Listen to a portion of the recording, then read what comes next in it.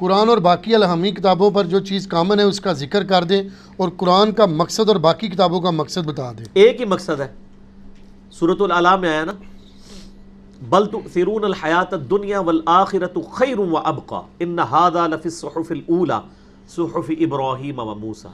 تمہارا اصل مرض یہ ہے کہ تم دنیا کی زندگی کو ترجیح دیتے ہو جبکہ آخرت ہمیشہ ہے، بہتر ہے اور ہمیشہ رہنے والی ہے. ان ھذا لفی الصحف الاولی، یہی ایک کانٹے کی بات تھی جو قرآن سے پہلے صحیفوں میں تھی. صحف ابراہیم وموسیٰ، چاہے ابراہیم کے صحیفے ہوں یا موسیٰ علیہ السلام. قرآن کا اگر ایک لفظ میں بیان کیا جائے نا کہ قرآن کا مقصد کیا ہے تو وہ ہے انسان کی ہدایت. بس یہ اس کا ہے عنوان ہے اس کتاب کا.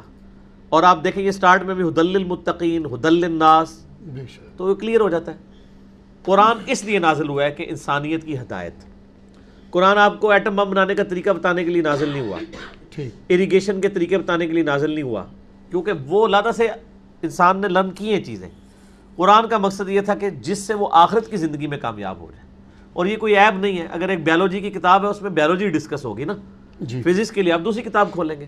قرآن انسان کی ہدایت کے لیے، انسان کے اخلاقی اقدار بہتر ہوں، وہ معاشرے میں اچھا پرفارم کرے، ایک خاندانی نظام کس طرح وجود میں آئے اور اس کے لیے کیا کیا اوبلیگیشنز ہوں مرد و عورت کی، یہ چیزیں ہیں یعنی قرآن کا ٹاپک. اور دنیا میں جتنے مورل لاز ہیں نا، یہ چیلنج کی بات ہے، وہ کسی الہامی کتاب سے نکلے ہوئے ہیں. کسی نہ کسی الہامی کتاب نے. انسان تو کبھی بھی مرد بنائیں گے اپنی مرضی کا قانون بنائیں گے، عورتیں اپنی مرضی کا بنائیں گے. یہ جتنے بھی قوانین ہیں نا، مورل لاز، لوگوں کی ویلفیئر کے لاز، ان کا تانا بانا کسی الہامی کتاب سے جا کے ملتا ہے. ٹھیک ہے نا؟ تو کیونکہ یہ اللہ تعالیٰ نے انسان کو اخلاقیات، انسان کو اللہ نے سکھانی ہے نا، ورنہ تو انسان اور جانور میں کیا فرق ہے. اور دیکھ لینا پریکٹیکلی جانور تو بنا دیے نا، عورتوں کے کپڑے اتروا دیے نا یورپ میں اور امریکہ میں، کموڈٹی بنا کے پیش کیا ہے نا. پاکستان بننے سے پہلے آپ ذرا امریکہ کی اور یورپ کی فلمیں دیکھیں تو عورتوں نے یہاں تک ان کے کپڑے بھی پورے ہوتے ہیں، اوپر بھی انہوں نے ٹوپی بھی پہنی ہوتی ہے اور سارا کچھ.